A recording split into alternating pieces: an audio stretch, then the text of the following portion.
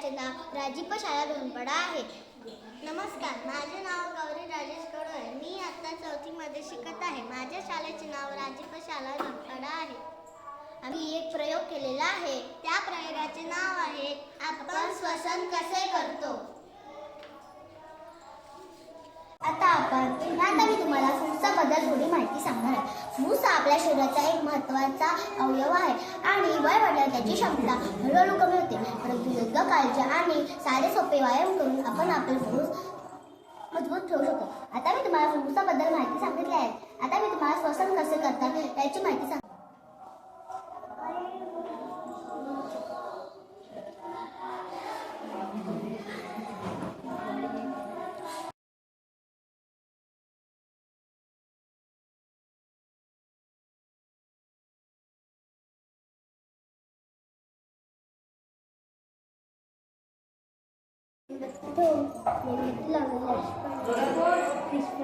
मग त्याच्यावर गॅस ठेवला,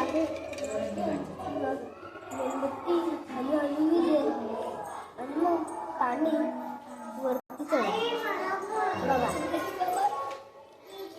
ऑक्सिजनची जागा पाण्याने घेतली आहे, म्हणून पाणी वरती आले. व्हेरी गुड, छान.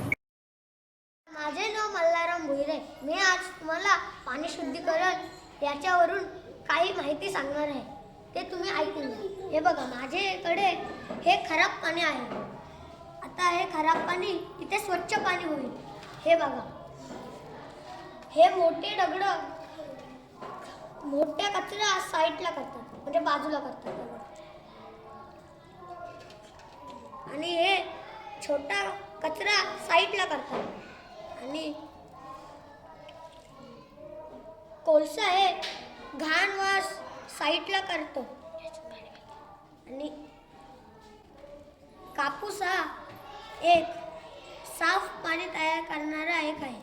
आणि इथे आता गालून येणार आहे पाणी, स्वच्छ पाणी येणार आहे. बघा, स्वच्छ पाणी आलं.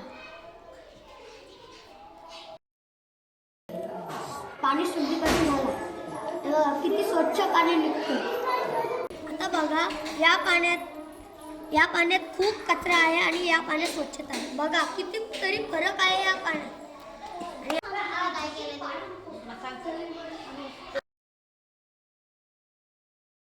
Everyone, my name is Viti Tushar Bhoi. My project name is Rainwater Harvesting. My school name is RZP School Dhonpada. My teacher name is Ranjana Patil Madam and my sir name is Raut sir.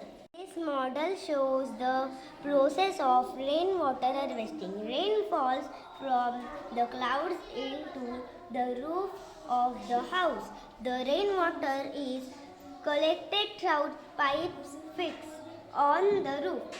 The water falls down through a pipe into the filtration tank. In filtration tank, stone and sand help to clean the water. The filtered water then moves into the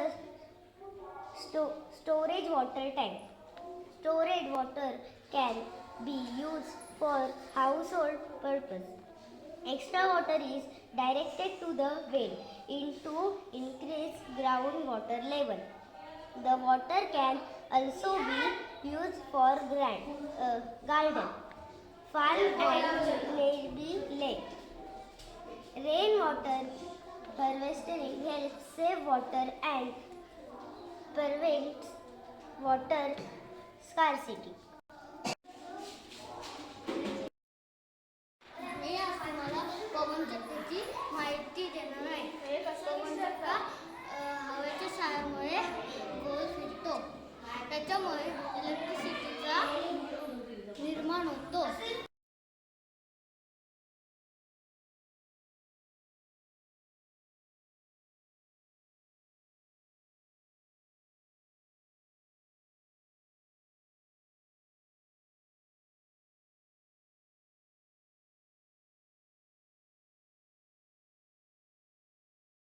नमस्कार, माझे नाव अथर्व सुनील पाटील. मी आत्ता 3री मध्ये शिकतो. Crane चालवण्याचे तंत्र. आपण हे serial झालं तर वरती येईल, तर खाली केलं तर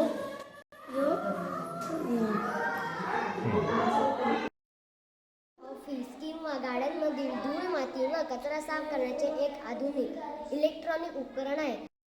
हे उपकरण हवेच्या दाबावर कार्य करते.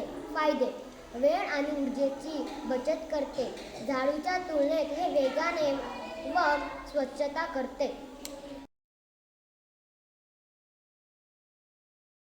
माझे नाव आहे आस्था अतिश कोळू. मी इयत्ता 5वी मध्ये शिकते. माझ्या शाळेचे नाव राजीव शाळा धोरपाडा आहे. आज मी विज्ञान प्रदर्शनासाठी एक प्रयोग बनवला आहे. प्रयोगाचे नाव आहे जलचक्र. आपण बघतो की जे साठलेलं पाणी असतं त्याची वाफ होऊन जेव्हा ती आभाळात जाते तेव्हा तिच्या ढगांमध्ये रूपांतर होतं व ते ढग त्या ढगांमधून जेव्हा पाऊस पडतो तेव्हा ते डोंगरांवरून, झाडांवरून किंवा जमिनीत रुजतं किंवा त्याचं नद्यात रूपांतर होतं. मग पुन्हा त्याचं वाफ होते, वाफ आभाळात जाते, त्याचे ढग बनतात, पाऊस पडतो, परत पाणी नदीत जाते. असं हे जलचक्र प्रत्येक ऋतूत चालू असतं. मी आता दुसरीमध्ये शिकत आहे.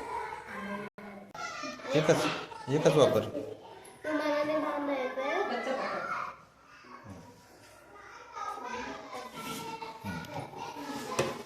सगळ्याकडून दाब आहे. सगळ्या बाजूने हवेचा दाब आहे. म्हणून पडणार नाही. धोरपाडा येथे विज्ञान प्रदर्शन लहान मुलांनी जो आयोजित केला त्याबद्दल प्रथमतः मी सर्वांचे, शिक्षकांचे, मुलांचे व पालकांचे आभारी आहे. कारण आणि हा असाच कार्यक्रम करत राहू. आपली ही शाळेतली मुलं पुढे जावं यासाठी आम्ही प्रयत्न करू. जी काय आर्थिक मदत किंवा बाकी असेल ते आम्ही पुरवण्याचा 100% प्रयत्न करू. आज विज्ञान दिन म्हणून आपल्या रायगड जिल्हा परिषद शाळेत आपल्या छोट्या मुलांनी एकदम छान प्रकारे असं सर्व प्रयोग करून दाखवले आहेत.